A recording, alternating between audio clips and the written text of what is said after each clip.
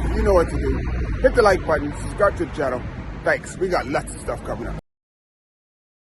What's up, it's Louis, Say With Your Legs Media, and thank you for joining us once again. We are here with the results of the African National Championships. If you haven't seen them already, or any highlights or anything, because this information doesn't get out to everybody. So I'm just doing my best to try and just give everybody as much information as I can about what's going on in the world of cycling, especially in places like Africa. So just recently had the African National Championships, and we're going to bring you the results of the men and the women. But before we do that, we just need you to do one thing. I asked you already, but I gotta ask you one more time.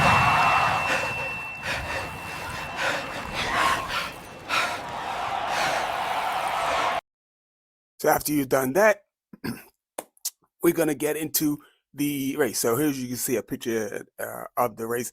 What was the race? What did the road race look like? Let's have a look at the profile of the races. Get rid of the bunch pick and bring up the race profile. So it was an absolutely flat race, and basically everyone was able to stay together because I was only able to see the last 5 kilometers. And there's a reason for that, because basically nothing happened for the better part of the race. And as you can see, as it gets near the end, it climbs quite a bit. So, but the thing is, the guys that are in the group didn't have to put out throughout the rest of the day, so they could just sit in and save that for the climb. So even if they weren't like of the best climbers, because the climbing is not that long, it gives them a chance to stay in there.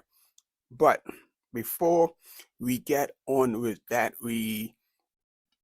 there's a way to get in shape and to do things that, do these climbs and to do these races. There's a way to do that, and this is how I am doing it. So this is what the weather's like. Trying to think, what am I gonna do?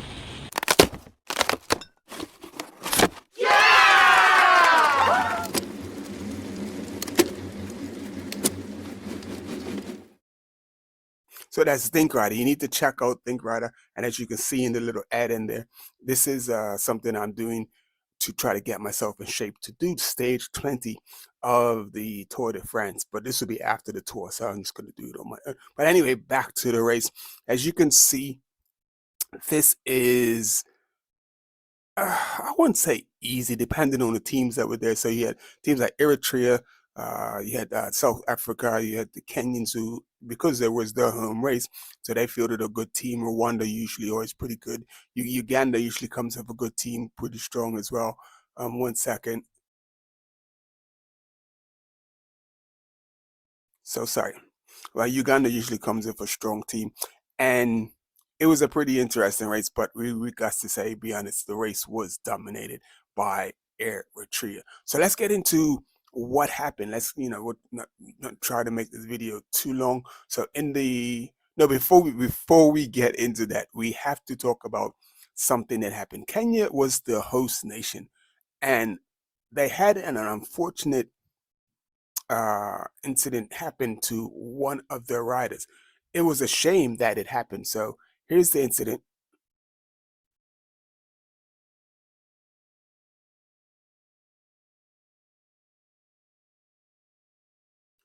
So as you can see, the Kenyan rider is running with his bike as the other rider passes him by. Now, the crazy thing, what you don't see is support vehicles. You don't see any support vehicles for these guys anywhere, which is it's sort of it's sort of crazy that you don't see any support vehicles for any of the riders. So when he took off, he got a flat because he didn't have any uh, any so sorry, he didn't have anybody supporting him. He didn't have like a backup car, support car, and this is the home nation. That's crazy to me that the home nation didn't have support for the riders, and this man ran all the way to the finish. And the crazy thing is, his finish wasn't recorded. So I don't know if the officials there know that you can cross the finish line on foot with your bike and you can still be given a result. They did not give him a result. I don't know if he cut the course or something, but he was able to like run the rest of the course and it just baffles me that this is probably one of the highest levels of competition aside from Tour or Rwanda, and this is a big thing, and if we want to see the riders out of Africa that are really good do things, we got to do better than this. You guys, you got to do better than this. This was a shame for this young man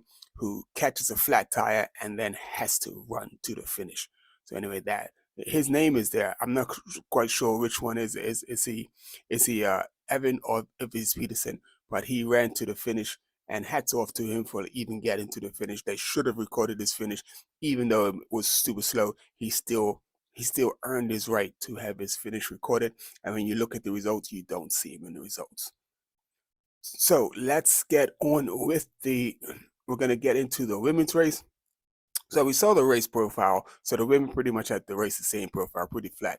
But your winner would come from South Africa. So this is young Ethiopian young lady is off the front. Let me get the who the riders are in the finish, so I can give it to you as I go. So I let you just look at who's there for a second. So from Ethiopia, I'm assuming this is Ataya one Tango. She was on the front. She attacked the group, and then you have the Eritrean rider who's Brekiti Fasenhai. She was the one that was able to. She's going to bridge across to is her name again? Where are you to? Ethiopia. Sorry, Ethiopia. Tay. So I'm gonna just say Tay. So she bridges across the Tay, but it I think the main thing with the ladies, it just came down to inexperience because when the Eritrean rider got across to Tay, they pretty much shut it down. Tay stopped riding hard, and like the Eritrean rider felt, okay, I caught her now, and she didn't have to do any work. And once she did catch her, the group was able to come back, and this is where these two basically lost their opportunity at just dominating in the medals and taking first and second. So we're gonna fast forward to the finish. And as you can see on the last, just as you saw how the course was, so on the last climb, you got the rider Haley Preen. She attacks, and the only one that was able to follow was Bree, was it Rakiti?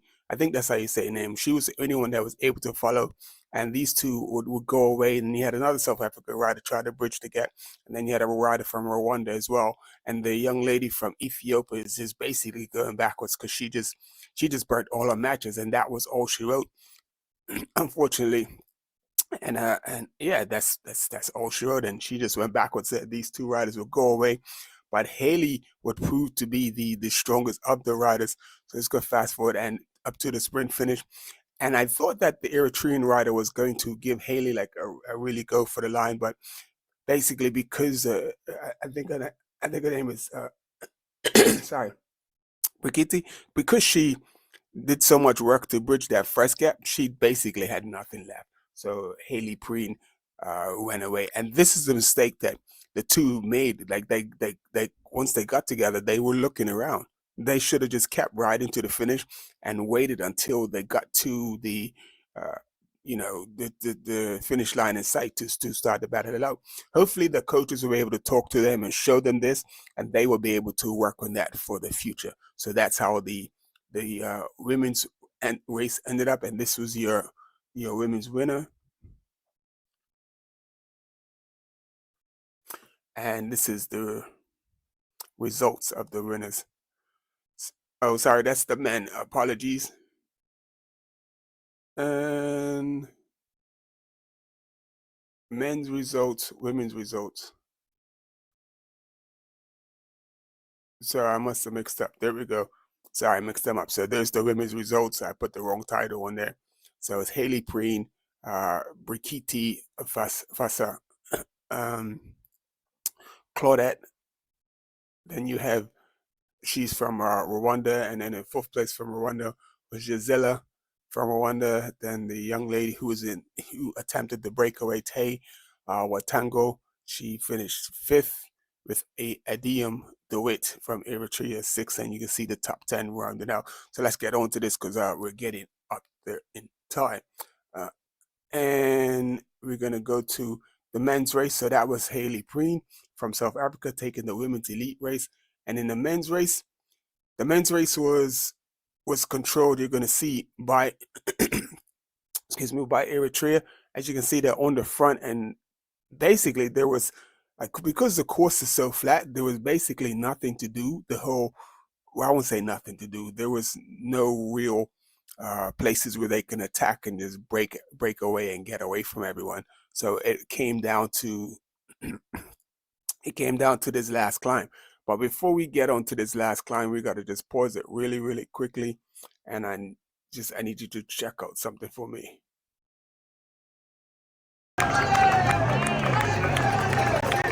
So this is the gear that's out. You can hit the link in the description and go check it out. It's out now. So back to the men's race. So sorry about this knee coughing. Did you see Eritrea was on the front? They just controlled everything, and then they rode like a pro team, like a team that has pro riders in it, and they rode really smart. But then you had a couple riders who would give it a go and try their shot, which is what you should do. But it wasn't smart, because if I'm talking to any of my guys that's in this race, we know Eritrea is the power horse. We know South Africa's the power horse. Do not do anything.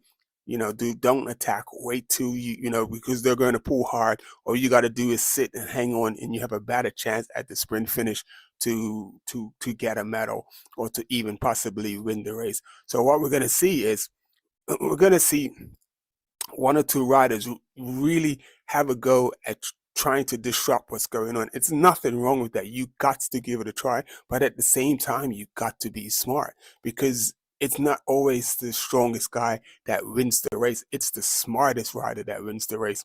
And basically, Mahawi Kudus was that guy. He never attacked. He never went off the front. He just waited. He just had patience. So you can see him getting rid of all of his extra stuff in his pocket to lighten his load to get ready for the sprint. So Eritrea is still controlling the pace. Yeah, Ethiopia riding really, really strong. Algeria there as well in the mix, and you can see like the group is now dwindled down. The group was pretty much all together at the bottom of the climb, but once they started climbing, Eritrea just went to the front and just started destroying everybody. I don't want to. There's Mahawa Kudus. I'm 18. I'm trying not to. So is this where? Yep, this is where the Ethiopian rider. He's going to go to the front. Sorry, he's going to go to the front, put in a massive attack. I mean, it's a good attack. It's a really good attack, but as you can see, Eritrea shut it down right away and put paid to that, and it's nothing happening. And then this is where it just got a little bit discombobulated. But Eritrea is so well organized because of the riders that they have, the elite riders that they have. They're maybe able to get everybody back in order. So you had the Algerian rider who would go to the front, and it was touching to see if anybody would chase him. But you can see that the Eritreans weren't having any of it. As South Africa starts to lose riders one by one, and after that attack from the Ethiopian riders, the Eritreans, just like a wild oiled machine, just go right back to the front, get things going, and it's like this. They just like, yo, we got to take care of the business. We got Mahawa Kudus, and we need to make sure that we get him to the top of the line. So you're gonna see one more attack from another rider coming up. See, just fast forward. So yeah, the Algerian rider goes. He gives it another go one more time. But this was such a mistake, which is what I was saying. It's like, why are you burning your matches? You're going up against you three riders. Just sit on them. Because you're in on the last climb and you have a chance to actually stay in there and be in there. All he had to do was sit, wait, and then just pick their pockets. But if he would have just sat on there, he could have possibly outsprinted them, because he had a lot of power. If he had enough power to do that, that means he had a good chance at out sprinting them, but he was not smart. And this is where we have to teach our riders and talk to our riders. It's not all about being riding as strong as you can, showing who's got the most muscles or who's got the best legs. So as we say, my saying is, say it with your legs. You say it with your legs, but your legs do what your head tells you to. So you got to think first. You got to think about what you're doing. And this is what is not happening. So you can see how it could have, he's going to roll away Awet Aman. These two would roll away, and you see the Eritrean fans running alongside. And then you would have the Algerian rider who's Abdullah Mimoni. He would finish in second, and this was a big win for Mohamed. This is his first African national championship, so he goes back to his pro team because he rides for a pro continental team out of Italy. I think it's Borges is the name of the team, and he's going to go back, and you can see the Eritreans are super excited, and this was a big win for them. And because the Eritreans have won the national championships so many times, those guys worked really hard, and that's what they want. They got 1 and 2, but as luckily for everyone else, Eritrea didn't get 1, 2, and 3 because it was very possible, because they are that dominant. And it was amazing to see. As you can see, like, you don't see that in Europe. If you come to the European races, you don't see that. So but when you're at the races and Benny's at the races, and Benny's in second or third, he's been on the podium, and the announcer can't even talk because the Eritreans are cheering so much, and they make more noise for Benny than they make for anybody. So the Eritreans, the Africans just in general, are just like they love what they love. So anyway, this is Ines Luby, Say Rich Legs Media. Before you go, make sure you do this.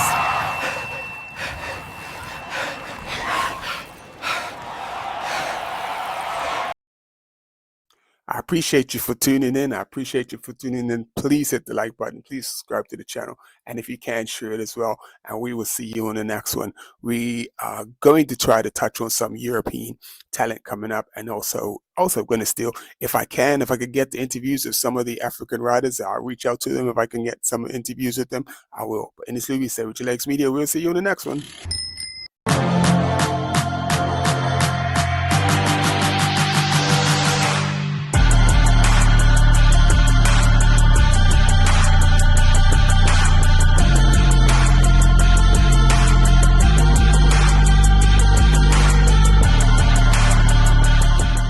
Say With Your Legs Media. You know what to do.